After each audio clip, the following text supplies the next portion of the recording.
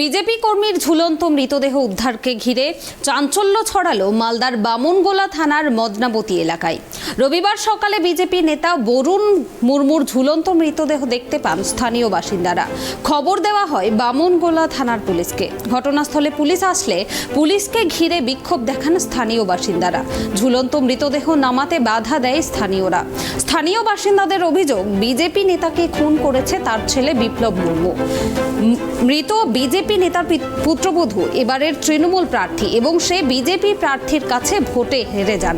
তারই জেরে খুন করে থাকতে পারে তার ছেলে বিপ্লব মুর্মু বলেই স্থানীয় বাসিন্দারা অভিযোগ করছেন। বিজেপি নেতার বাড়ির সামনে তুমুল উত্তেজনা। পুলিশকে ঘিরে ব্যাপক বিক্ষোভ দেখাচ্ছেন স্থানীয় বাসিন্দারা।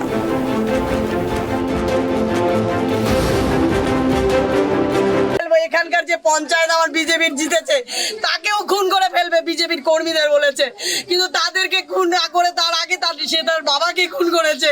যে তার নিজের বাবাকে খুন করতে পারে, যে তৃণমূল, তার বউ এখান থেকে বিজেপিতে দাঁড়িয়েছিল, তৃণমূলে হেরে গেছে বলে সেই আগে সে তার বাবাকে খুন করেছে। গ্রামবাসীদের কি হবে? আজকে বিজেপি করা আমাদের এতটাই অপরাধ যে এত কর্মী আজকে মৃত্যুর মুখে দাঁড়িয়ে আছে। এর বিচার চাইছি আমরা।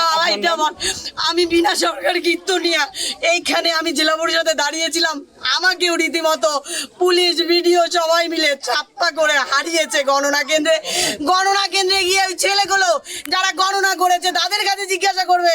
মদ খেয়ে গিয়ে বলেছে আমরা শাসক দলের ছেলে, তোমার লাশ পড়ে যাবে এই ভোটগুলো যদি তৃণমূলের ভোট না বলো। এইভাবে করেছে, তারপরেও আমরা চুপচাপ আছি, কেউ কিচ্ছু বলিনি। কিন্তু আজকে খুন করে দেখিয়ে দিল ছেলে তৃণমূল, বাবা বিজেপি করে বলে খুন করতে পারছে। তাহলে যে বাবাকে খুন করতে পারে সে গ্রামবাসীর কি পরিস্থিতি করবে আপনারা দেখুন।